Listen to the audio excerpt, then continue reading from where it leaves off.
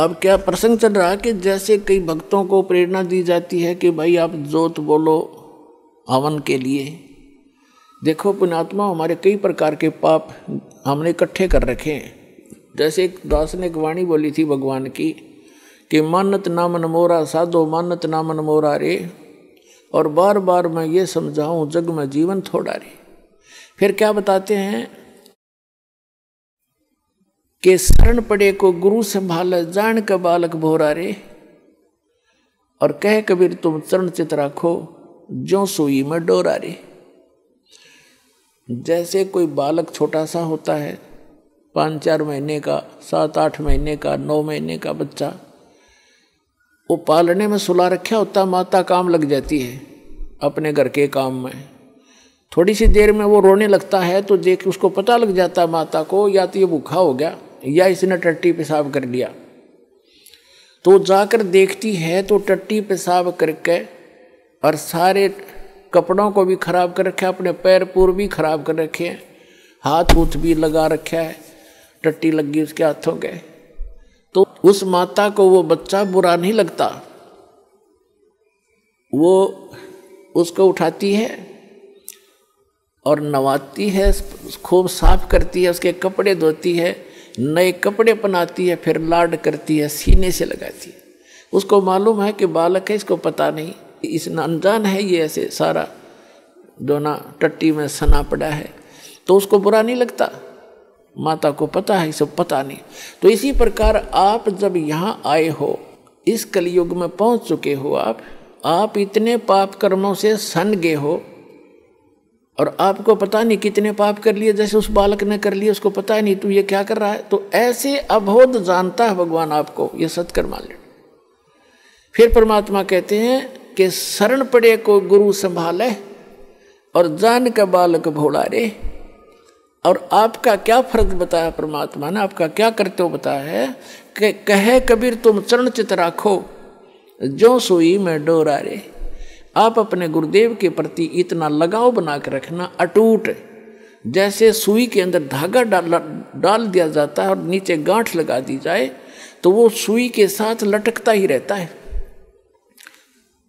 कहते हैं कहे कबीर तुम चरण चित राखो, उस अपने गुरु जी के चरणों में ऐसे चित राखो जो सुई में डोरा रे, यानी अखंड लगाव बनाए रखना।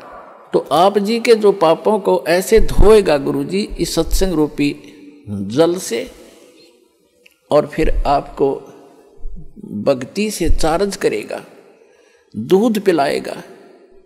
अपने आत्माओं आपको कंपल्सरी कर रखा है कि 4 महीने के अंदर आपने आना ही पड़ेगा जो भारतवर्ष में रह रहा है। किस लिए कहा गया है? ये बच्चे हैं, आप अपने बच्चों को एक रोजी रोटी के लिए पढ़ाते हो कि मेरा बेटा या बेटी पढ़ के कोई शिक्षा ग्रहण करके ये कोई ऊंच पोस्ट प्राप्त कर ले या अपना धंधा ठीक कर लेगा। उसको 16 वर्ष का समय, 15 वर्ष, 20-20 वर्ष का समय दे देते हो, बेटा और ट्रेनिंग कर ले, फलाना कर ले, बढ़िया रोजगार हो जाएगा। और आत्म कल्याण के लिए आपके पास क्या 365 में तो 30 दिन भी नहीं मिलते, तो फिर कैसी भक्ति करोगे? किसा तुम फिर ड्रामा, फिर तो ड्रामेबाजी है। तो कहने का भाव ये है कि आप जी को इसलिए बुलाया जाता है कि यहाँ आने से आपको घना पुण्य मिलेगा, आपकी आत्मा को ऐसे परिपूर्ण कर दिया जाता है जैसे बच्चा छोटा सा गली में खेल रहा होता है। माता को पता है कि खेल में व्यस्त है और समय पर आहार इसको नहीं कराऊंगी तो ये दुर्बल हो जाएगा, बीमार भी हो सकता, रोगी भी हो सकता है। वो खेल रहा होता है अपने बच्चों में, भाई बहनों में बाहर, और व्यस्त होता है। माता उसको उठा के लाती है कि चल दूध पी ले, वो रोता भी है, वह घसीट कर लाती है कि ना चलना पड़ेगा चल, उसको दूध पिला देती है, फिर छोड़ देती है। वो तो दूध पीता पीता भी न समझा कि छोड़ दे माँ, भाग लूँ मैं।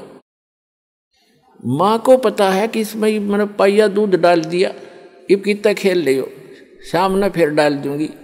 तो पुण्यात्माओं, ये दास चाहता है कि आपको यहाँ दूध के गिलास पिला दूँ और फिर तुम खेल आइयो संसार में और फिर आ जाना।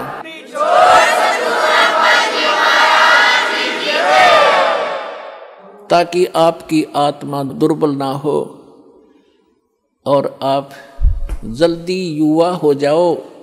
जैसे माता पिता देखना चाहता है मेरे बेटा बेटी जल्दी युवा हो जाएं, स्वस्थ रहें।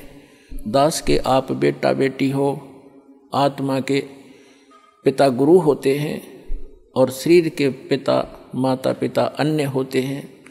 तो दास उस दृष्टिकोण से है, जैसे आपको बताया था कि बालक प्यारा बहुत ही माँ का, उनसे बढ़कर शेष गुरुओं का। तो आप जी गुरु जी को जो बच्चे होते हैं, शिष्य होते हैं, वो माँ से भी कई गुना 100 गुना अधिक प्यारे होते हैं। इसलिए आपको बार बार बुलाया जाता है, संत मिलन को चालिए तजमाया अभिमान, और जो जो कदम आगे रखे ओ है यज्ञ समान। तो कितना परिपूर्ण हो रहे हो आप, और आप कितने भूखे हो, कितने खाली हो चुके हो, इतना पुण्य कराया जाएगा आपसे यहाँ पर।